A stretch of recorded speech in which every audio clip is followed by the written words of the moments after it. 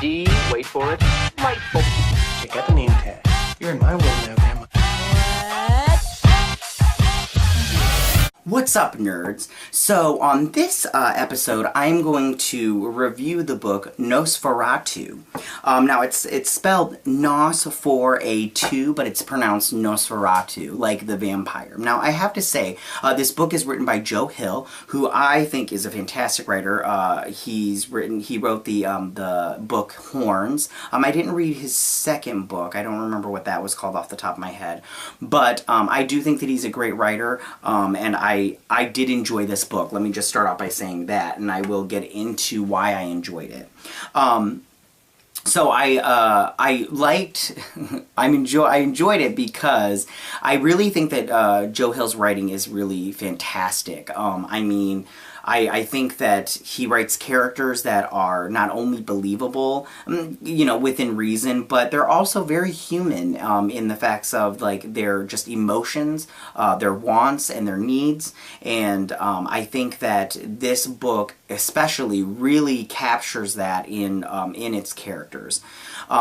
This will be adapted into a TV series, which I'll talk about in a little bit, but I just want to talk about, and let me just read the premise behind this book.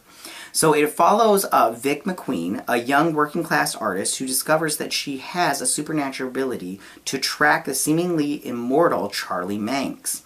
Minx feeds off the souls of children, then deposits what remains of them into Christmas Land, a twisted Christmas village of Minx's imagination where every day is Christmas Day and happiness is against the law. Vic must strive to defeat Minx and rescue his victims without losing her mind or falling victim to him herself. Now, basically, what this is Vic McQueen. She is a girl. Now, ever since she's little, she's able to travel across this bridge that she imagines when it's from her past when she was a little girl. It's this bridge that was torn down or whatnot. But when she gets on her bike, she is able to ride that bike, and she envisions the bridge, and then the bridge takes her to whatever it is that she's looking for. For instance, her mother loses a necklace. So she envisions the necklace, and she goes straight to the sub shop that her mother had lost the necklace at. And then she's able to travel back. And then, of course, it does drain her. When you use your powers, which we'll get into this part in just a little bit, when you use your powers, it takes something from you.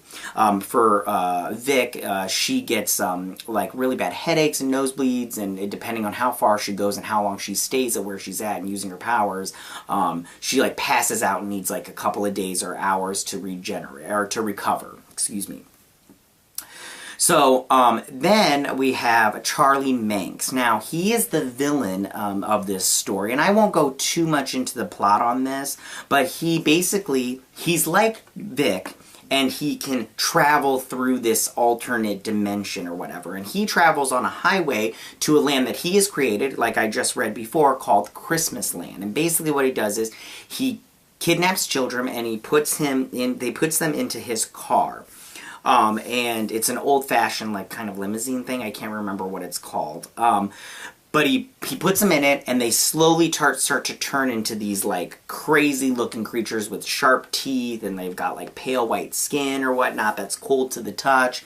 And they basically become just a shell of what they were before. And they're kind of like vampires and everything. And Minx in himself is kind of like a vampire because he has to feed off the souls and the happiness of these children. And so he brings them to Christmas Land where, you never leave. In fact, once you get in the car, people have never left and everything. But then you just stay there, but you're just happy, but you're not really happy and everything. And it's this distorted amusement park and everything. The clouds are made of cotton candy, the moon can talk and stuff, and it's just crazy weird. So then we have Bing Partridge. And Bing is a guy. He's overweight, and he works at not a factory. He works at farm place or whatever. But he is one of Minx's, he's his minion. And he wears this old-fashioned World War II gas mask, and then he takes the victims. The victims are the children, but usually they'll have a parent with them. For instance, they kidnap this little boy and his mother, they take him, and Bing Partridge will take them to his house, which they call the House of Sleeping. I can't remember off the top of my head what they call it, but so he takes them there and he basically just rapes them and then eventually murders them. It's really sad, but at the same time, Bing is a character, he was looking for purpose, and he found it with Minx and everything. So, and then we get on to, we have Vic McQueen's parents, and they're just basically like your typical mom and dad. The dad beats the mom, but, you know, they get a divorce or whatever, and they basically just don't like each other. The other two characters I want to talk about are Maggie Smith, and that is,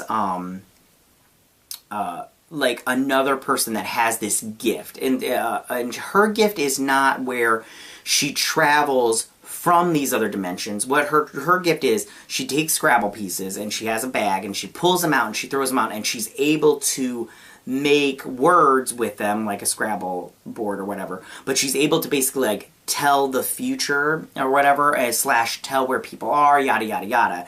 And unfortunately, the more she has a stutter, and the more she uses this gift of hers, this is her, it taking away from her, is her stutter becomes worse. Almost to the point where she can't even talk without stuttering. It's like every word, it takes her longer and longer to say.